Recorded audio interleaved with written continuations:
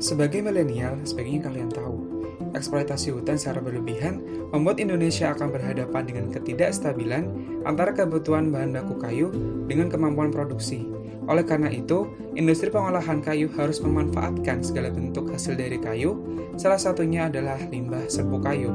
Limbah serbuk kayu mampu menyumbang rata-rata 40,48% untuk mencemari lingkungan. Di sisi lain, pola hidup sehat sudah menjadi bagian dari milenial. Banyak cara yang dilakukan milenial untuk menjalani pola hidup sehat. Kamu ingin menjamin kebersihan dalam tubuh kamu, tapi bingung harus mulai dari mana? Atau mungkin kamu merasa kurang milenial dengan badan yang kamu miliki sekarang? Jika kamu menjawab iya dari pertanyaan di atas, yuk kenali produk inovasi kita. Saya Arif. Saya Reza. Halo, nama saya Indika. Halo guys, aku Abdul Aziz Aljabar. Hai, saya Arsyad. Perkenalkan, ini dia Ezier.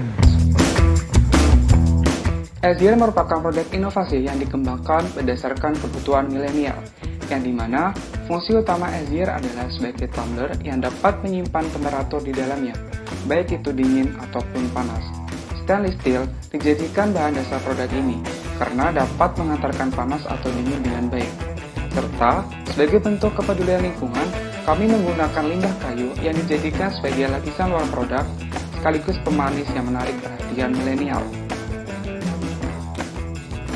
Nah, banyak hal yang bisa kamu dapatkan dari Ezier ini, terutama kamu dapat menyimpan ice cube dengan double temperatur sesuai kebutuhan kamu saat itu juga.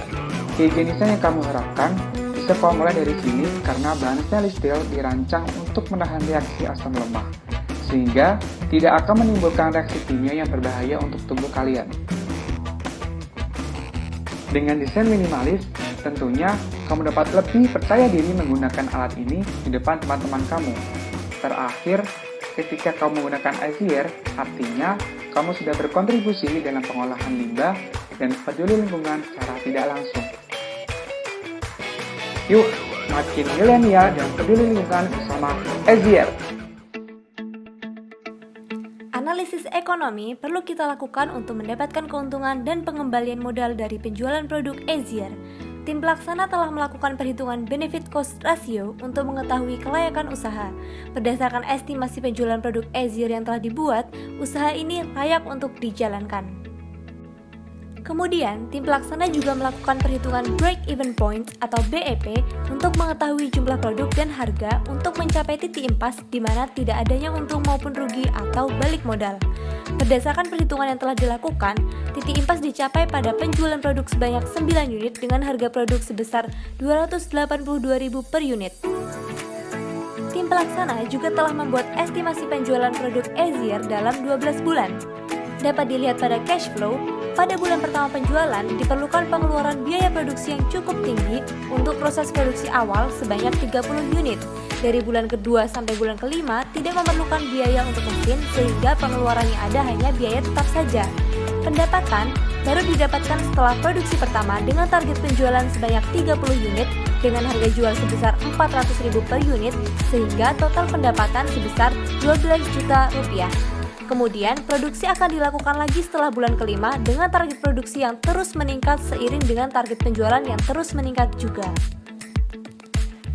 Hasil kuesioner tentang kebutuhan tumbler juga memperjelas market potensial terhadap produk tumbler. Selain hasil pengamatan kami tersebut, juga belum didapatkan tumbler yang praktis di mana Ezier dapat menyimpan suhu panas serta dingin pada minuman.